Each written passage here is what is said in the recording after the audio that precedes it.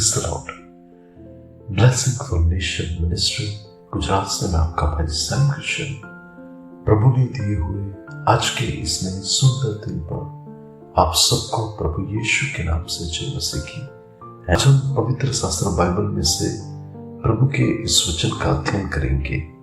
यूहन्ना रचित सुसमाचार उसका 13 अध्याय और उसकी 34 और 35वीं आयत। वहां पर लिखा है, मैं तुम्हें एक नई आज्ञा देता हूं कि एक दूसरे से प्रेम रखो।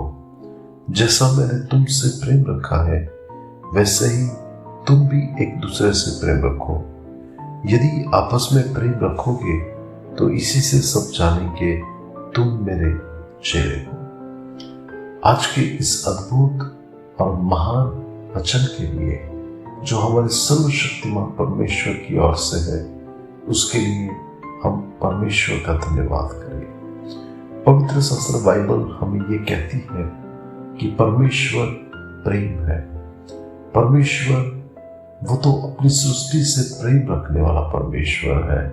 वो हर एक मनुष्य को चाहता है और उसका कारण ये है कि परमेश्वर मनुष्य से प्रेम करता है और प्रभु की ये चाहत है कि हर एक मनुष्य आपस में मिलजुल कर रहे। हर एक धर्म के लोग, जाति के लोग एक दूसरे से शांति से रहे। लेकिन आज कई जगह पर जो भी झगड़े होते हैं, मसीह समाज के अंदर जो परिस्थितियां होती है, कई बार ऐसे ऐसे हालातों में ऐसा लगता है कि ये क्यों हो रहा है, ये मनुष्य ऐसा क्यों कर रहा है। और उसका तो कारण ये है मनुष्य जाति में परमेश्वर के प्रेम का अभाव। परमेश्वर तो प्रेम करता है, लेकिन आज परमेश्वर चाहता है कि उसके लोग एक दूसरे से प्रेम करने वाले बने।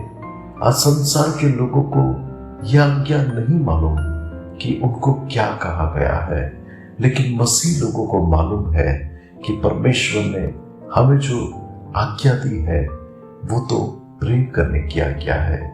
पुराने नियम के अंदर आप भी देखें तो वहां पर परमेश्वर कई सारी आज्ञाएं अपने लोगों को कहता है और उस समय पर बहुत सारी आज्ञाओं के बोझ में दबा हुआ मनुष्य उस परिस्थिति में क्या पालन करे क्या न पालन करे ऐसी दुविधा में था।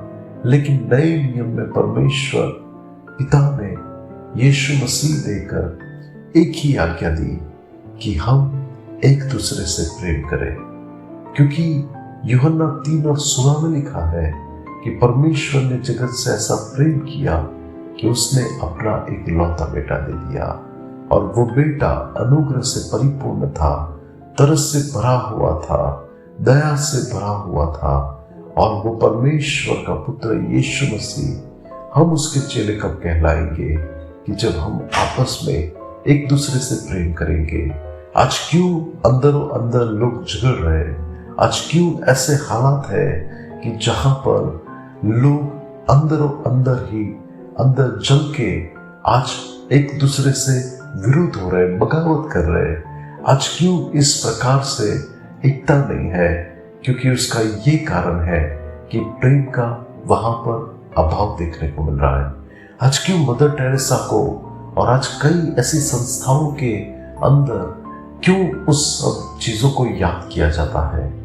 उसका कारण ये है कि उन्होंने मसीह का प्रेम दूसरों के सामने प्रकट किया। आज हमारा स्वभाव, हमारा जीवन ऐसा होना चाहिए कि लोग हमसे ठोकर न खाए, लेकिन लोग जाने कि ये सचमुच में मसीह यीशु के चेले हैं और प्रभु के प्रिय लोग।